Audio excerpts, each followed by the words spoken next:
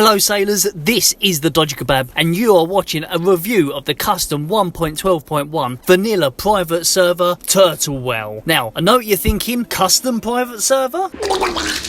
But get those thoughts of max level fun servers right out of your head. There are no oversized NPCs selling bags, no items that cause 1 billion points worth of damage. This realm is not a crusty wank sock of custom content. This is a shining example of how custom content on a private server should be done. Now I'm going to approach this review a bit different to how I normally do. Normally I play as much as I can take, then tell you what did and what didn't work. But this is a vanilla realm, and vanilla realms are now at the point where literally anyone can get a realm up and running with over 90% of the content working from day one. This is thanks to the Nestarius core now being public domain. Because the Nestarius core was brilliant when it was leaked and has been improved upon over the years by whoever is running VMangoes, asking if a current day server that's not run by Phoenix actually works is a total waste of time. Turtle Well is based on the VMangoes offshoot of the Nestarius core, so we know the sort of quality core level we're dealing with here. What I actually want to talk about in this video is what sets Turtle Well apart from not just other vanilla servers, but Blizzard's own classic Warcraft, because Turtle Well is one of the most interesting products to come from the private scene in a very long time. But before I start that, like Michael Jackson, I'd like to touch on a few small points. Things like mob pathfinding do use the improved paths, so mobs won't just run over fences directly at you. Using the improved pathing, they will actually run around fences before you lay the smack down. Sometimes, as you charge a mob, you'll run right through them. This is a very rare thing that only happened to me a few times. I tried to actually recreate it and record it happening, but after half an hour of charging mobs, I got nothing. So it is a very minor issue. Something that was a bigger issue is server hacks. The staff at Turtle Well don't want to use the Warden anti-cheat because at this moment, their anti-cheat is GMs going over the logs at the end of the day to make sure everyone is not running around like Sonic the Hedgehog. This did mean I was able to use all the different cheats my hack software is capable of, although the chances I would have been banned by the next day. I didn't need to be banned, however, as I just teleported to GM jail and handed myself in, and then we had a bit of a dance. The server ping was very fast for me here in England. I clocked rates of between 20 and 60 ms and didn't disconnect once during all my playtime. With all of that out of the way, what is Turtle Well? Turtle Well is an RP PvE realm that puts a lot of effort into bringing back removed features of World of Warcraft back into the game. The population is still quite small at this point and houses around 100 to 150 players at any one time. The custom content here is actually ideas and features that were designed by Blizzard themselves but re-enabled by Turtle Well. So let's have a look at the first of these features, and that's the survival trade skill. Survival is a trade skill that was removed during the beta test of Warcraft. You are able to create torches to light up areas that were otherwise very dark. Blizzard planned to include being able to create tents that would grant you a rested bonus while out in the world. There were different grades of campfire you could make, and also it was planned to be able to make fishing boats. Well, Turtle Well has brought all of this back into the game. First things first, I'd recommend downloading the Darker Nights patch from the Turtle Well website, or use the link in this video's description. Put that in your data folder and this will enable the Darker Nights that Blizzard had originally planned. Now, Turtle Well doesn't just hand you this trade skill. No, these guys have gone to the trouble of actually making a Blizzard style quest to gain the trade skill. I read on the website that the NPC that offered the quest could be found at the Nessinwary's expedition. So while at level 5, I used an NPC in Stormwind that teleported me to the Gurubashi arena. From there, I made my way north enough so when I did get raped by the far higher level mobs, I appeared at the graveyard that's close to the expedition. The quest is fairly easy. It's a fetch quest that involves 2 items laying on the floor in the camp and one that's for sale at an NPC in Booty Bay. You complete the quest and are rewarded with a book that will teach you survival skills, and you're also awarded an unlit pour torch. At first, the only 2 things that you're able to do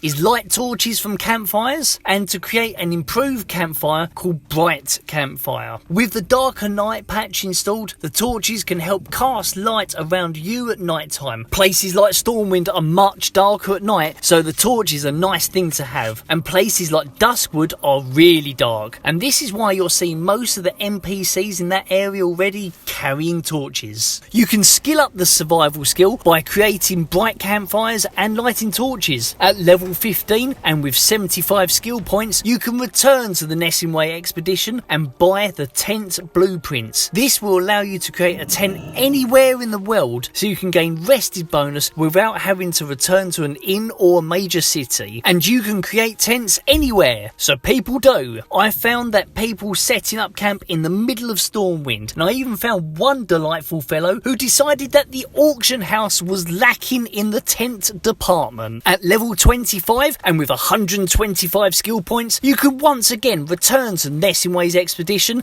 and this time buy the plans for making a boat. So if, like me, you want to invite a group of friends over so you can all go fishing on your own boat, Turtle WoW will let you live out that fantasy. Now, I know what you're thinking. Boats, tents, this is all well and good, but can you combine these two things to create a tent boat? Well, just let your love flow like a mountain stream and let your love grow. The next thing I want to show you is that if you've made the complete mistake of choosing to play as the Horde over the glorious Alliance race, then all is not lost if it was the Walking Cow you chose as a race, as now you can learn the Plains Running ability. This is an ability that was cut from the game at the very last minute. During the beta test, when players could use it, it granted Tauren increased running speed. This was because before launch, Blizzard could see that Tauren looked ridiculous when on a mount, so Taurens were not able to ride mounts. So the idea was just to give them an ability at 40 to allow them to run faster. And on Turtle WoW, the skill has been brought back, as well as you still have the ability to pick mounts if you want. This is all done through a quest chain that is pretty much the same as it was back in the 2004 beta. It all starts in Bloodhoof Village, and an NPC will offer you a quest called Swift as Swifthoof. The quest wants you to travel to Stranglethorn Vale and speak to that Tauren NPC that you've seen travelling on the roads. Like I say, this was actually what you had to do on the 2004 beta to learn the skill. So you travel through the Barrens and then through to Ratchet and onto the ship, over the water and through Booty Bay. Travel along the road and at some point you'll bump into an NPC called Samantha Swifthoof. If you're thinking she'll just grant you the plains running ability, then prepare for crushing disappointment. She wants you to get her 10 heavy silk bandages, 5 fade leaf, 10 earth root and 10 bottles of water. The water I could get easy from a trade skill NPC. The fade leaf and earth root were easy enough to find on the auction house, but the heavy silk bandages were a different story. No one was selling bandages on the auction house, so I had to ask around and find someone who'd actually bothered to skill up first aid. Why do people not bother skilling up? It's bloody useful in vanilla. What's wrong with people? I don't have it, as this is a test account. Anyway, I found someone who was in the middle of a Dead Mines run who did have the skill. I just had to sit around and wait for them. After much waiting, we met up at the crossroads and finally I got what I needed. So it was back on the boat, over the water, through Booty Bay to hand the quest in. This being pre-vanilla though, the quest is not over yet. She tells you to go and speak to another NPC at Camp Tarajo in the Barrens. This NPC will give you a quest that will test you with a version of plains running. The NPC gives you 6.5 minutes to get from the camp to Thunder Bluff. Now, like a chump, you could do the quest properly and try it and run it. Or you could be a pro like me and just use the flight master that is literally right fucking there. Do this within the time limit and you'll finally have the long lost Tauren ability of plains running. Now go and have some fun in Warsong Gulch. Something I've not seen on another private server is real RP, like what used to happen when I used to play Earthen Ring EU back in the TBC and Wrath of the Lich King days. Actual RP from people that take it seriously, people that understand that power emoting is enough to get you ignored, and if you're you're not rocking the MRP add-on, you're not doing it right. I dived right into the RP here at my first chance, and it's spot on. This is not Naked Gnome Gold Shear tier RP. This is proper organised guilds doing designed storylines with proper story arcs, and I love it. If you want to get in on some of this sweet RP action but have never RP before, I recommend my guide to RP video, which I'll link in the video description. It gives you tips on how to interact with people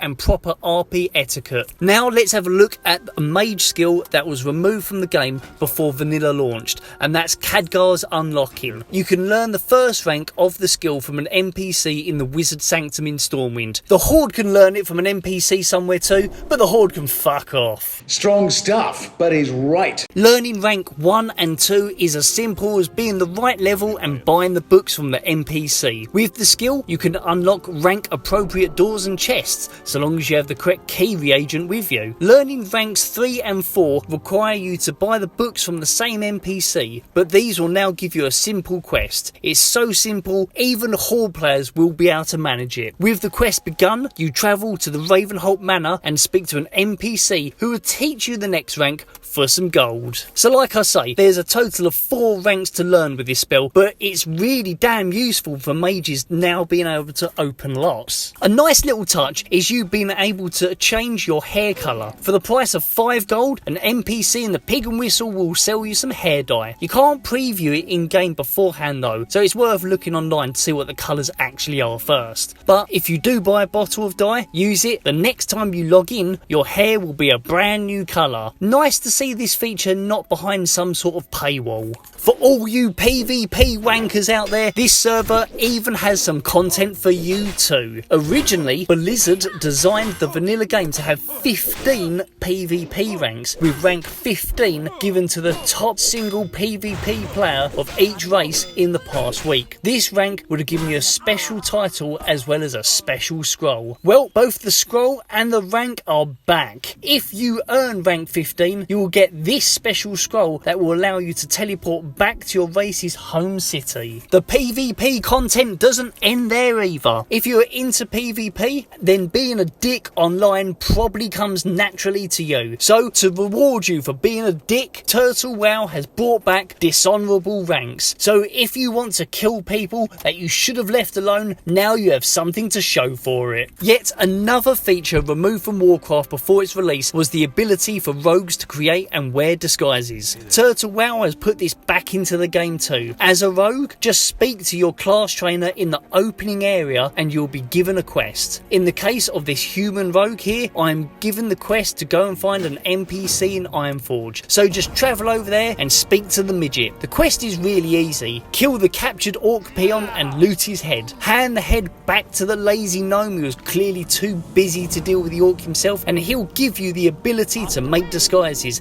and he'll give you a note. Now you have the disguise spell in your spellbook. Click on it, because you should click on all your spells to use them. You claim to be a player, but I fucked your wife. We bust on bad boys, niggas fuck for life. Once you've opened it, you'll realise that you can only make the orc disguise. That's because this is vanilla and you need to go out into the world and find NPCs who will help you learn the other disguises. The note you are given contains a list of the other disguises you can make and says that the other NPCs in the world have disguised themselves as these mobs and have infiltrated groups that they are disguised as. One of the NPCs mentioned is a Dalaran wizard, so I ran all around Dalaran trying to find the right NPC, but I had no luck. However, I did find the Stone Splinter Trog NPC, so they are out there, they're just well hidden. Unfortunately, the disguises are cosmetic only and don't stop you from being attacked by any mob you're dressed up as if they are an enemy. Hopefully this is something they can implement in the future. There are also a few other little custom touches that are on this server. Each player near the start gets a turtle box. This item summons a companion pet. Mainly this is basically their cosmetic and mount shop and how this server is funded. Although some of the items are free, like activating hardcore mode.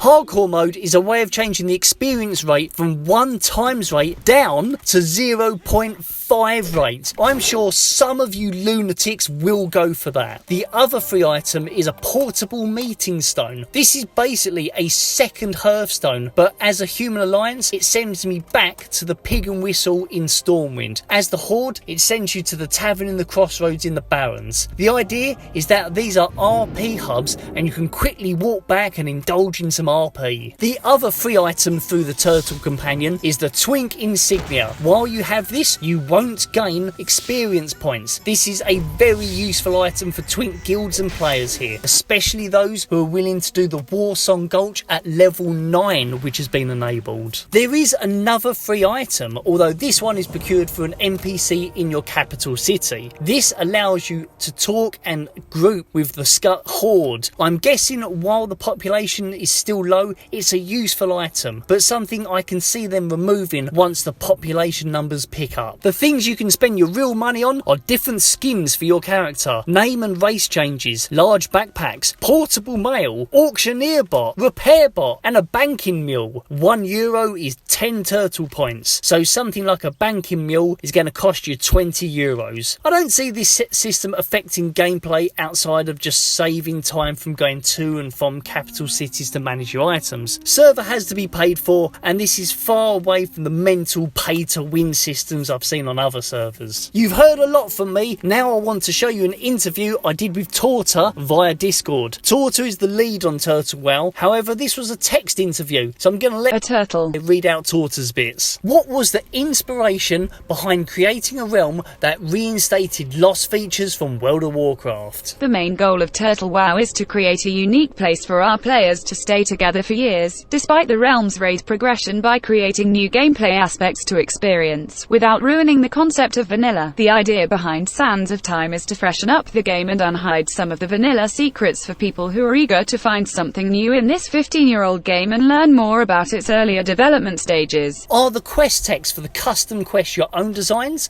or are they actually lifted from old forgotten beta Warcraft information? Both. If we can obtain the text from old archives, we'll use that information. Otherwise, we obviously need to improvise, while trying to preserve the original intentions of Blizzard. Can you tell the viewers about future lost features that you are going to be bringing back into the game? With our next big update, we are going to bring back the Caverns of Time, and hopefully, opening the Black Morass instance, which is fully designed and cooler than the TBC one. We also have plans for the Goblin Car race located in the Thousand Needles or discarded profession patterns, for example. The feature of being able to talk to the Horde via an in-game item is a good idea while you still have a low population, but as the server grows, would you consider removing it? That was the initial idea, but our community is loving it a lot, and a lot of RP events are being made now that even guilds can have players from both factions, so this feature will likely stay with us. Also, remember that it is optional to enable the cross-faction feature via the item you mentioned. Additionally, for players who don't want to be diplomats, we could implement Goblin and Gnomish radios. These devices were originally planned by Blizzard for cross-faction communications and could be made by engineers. I was able to cheat quite easily. Are there any plans to address this in the future? We changed our entire core some months ago. Before that, we were using a custom anti-cheat system, but we are still in the process of porting it to our new core. It will be fully implemented again very soon, likely this month. How important is RP to you for this realm? Important. Roleplay creates opportunities to add more uniqueness to the realm's daily life. Our players write their stories based on their journeys. We allow ourselves to implement a few changes there or here to make the experience more immersive. When it comes to social aspect, roleplay community is the most sluggish and long-lasting one, always welcomed on Turtle WoW. Finally, is there anything you want to say to the viewers of this video? We're very happy and proud to be in charge of the most unique and friendly WoW community. Especially you, the guy on a turtle mount. You're awesome. We look forward to meet new players and developers interested in the creation of unique gameplay concepts. We want to provide an everlasting experience, with no defined end. We also believe that the leveling, exploration and socializing adventures are the best part of the vanilla experience. Take it slow on Turtle WoW. Right, so that's the main bulk of the video out of the way. Let me conclude my thoughts on this realm. Turtle WoW is something rather special. A type of realm that's not been attempted attempted before, and it's not only a reality, it's been done in a way that feels like Blizzard circa 2004 would have done it. Things like planes running quests using the same details as the original beta, and the devs going through archive websites to find all the beta information shows the real care that has been taken over this realm. The low population right now might be a downside for some players looking for a Lights Hope-esque realm, but as I've said in the past,